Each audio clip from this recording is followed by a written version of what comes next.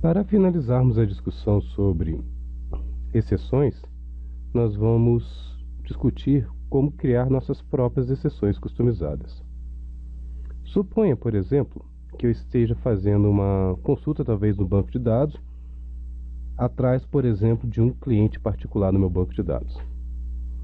Então, eu vou fazer uma consulta, vou passar, por exemplo, o identificador do meu cliente, talvez o nome, e com base nisso eu vou consultar no banco de dados e teoricamente deveria retornar os dados desse cliente ou o informativo de que o cliente não foi encontrado. Vamos simular talvez esse projeto. Então, caso o cliente não seja encontrado, o que eu posso fazer, em vez de exibir apenas uma mensagem, é criar uma exceção. O cliente não foi encontrado. Então, eu vou criar uma exceção chamada cliente não encontrado exception. Eu gosto de colocar o sufixo exception, pois assim eu bato o olho no nome da minha classe, eu sei que é uma exceção. Toda exceção em Java, para eu falar que uma exceção ela pode ser declarada e lançada pelo ambiente de execução, eu preciso falar que ela herda de exception.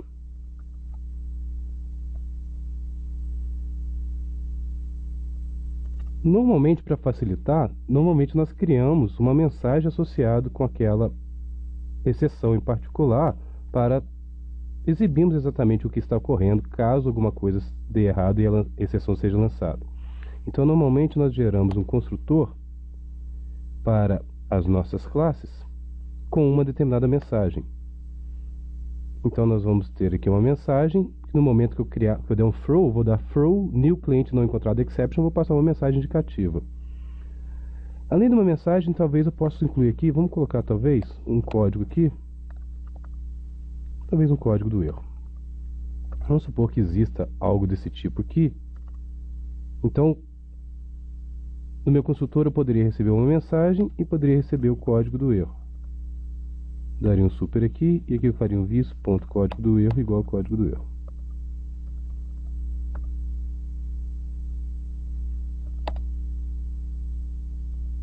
Posso inclusive agora criar um método get para, talvez, já vamos criar o get código do erro e set código do erro também. Só isso, nós já criamos uma exceção. Agora nós temos que simular o seu lançamento ou seu tratamento. Então, para isso vamos criar uma nova classe, chamada de teste exceção personalizada. E dentro desse meu teste de exceção personalizada, vamos criar um método main e talvez um método public void consultar cliente, onde eu passo uma string, talvez um nome. Algo bem básico assim. Vamos lá.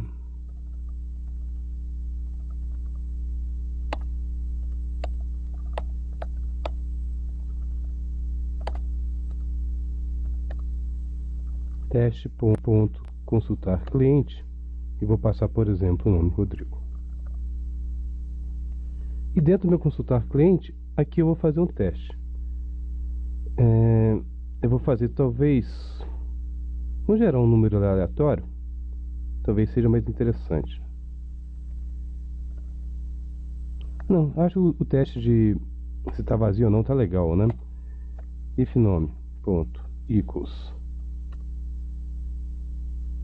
se esse nome passado for vazio ou se for igual a nulo, vamos só simplificar. Se isso aqui acontecer, nós vamos gerar uma exceção. Throw new. Aí agora eu vou instanciar a exceção. Cliente não encontrado exception. Aí vamos passar uma mensagem. Cliente não encontrado ou não cadastrado.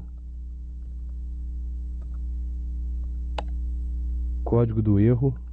Talvez o código, sei lá, número 2. Talvez o código 2 seja associado, por exemplo, a campo vazio. Algo desse tipo. Só verificar.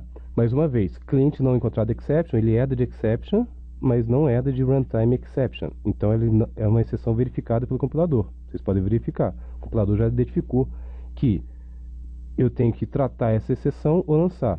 Vamos lançar, por exemplo. Então, vou adicionar o throws, indicando que eu estou lançando. Nesse momento, o meu método main, que chama o consultar cliente, também tem que fazer a mesma coisa. Ou ele trata ou ele lança. Se ele lançar a exceção, se isso acontecer, a minha aplicação vai parar. Então, no meu caso aqui, eu vou tratar, para não parar a minha aplicação.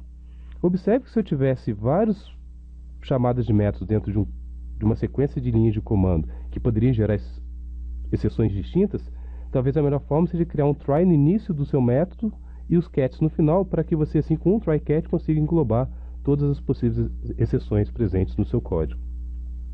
No meu caso que eu capturei, vamos só exibir a mensagem e vamos exibir também algo particular da nossa exceção, que é o nosso código de erro. Isso está particulado na nossa exceção. Se isso aqui não acontecer, sucesso, exceção não lançada, não gerada. Então vamos lá. Na hora que eu vou chamar esse método aqui, se eu vou passar Rodrigo, ele vai chegar com Rodrigo, não vai ser diferente, vai dar sucesso. Então vamos testar. O nosso código funciona normalmente, mas existem casos que eu vou, por exemplo, passar um vazio. Se eu passar, por exemplo, um elemento vazio, eu estou me precavendo. Nesse caso aqui, o meu cliente talvez não vai ser encontrado. Cliente não cadastrado, inclusive com código de erro 2, conforme vocês podem ver, mostrando que a exceção foi lançada e foi capturada exatamente aqui. Vamos só colocar aqui um espaço em branco, né? Para ficar mais legível essa saída.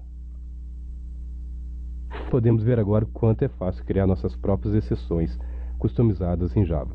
É muito comum em aplicações, por exemplo, CRUD, você vir com uma exceção que é lançada lá devido a um problema com o seu banco de dados, talvez um SQL exception, e você ir propagando essa exceção até na interface gráfica com o usuário, só que o usuário não entende nada de MySQL, ele não quer saber de SQL.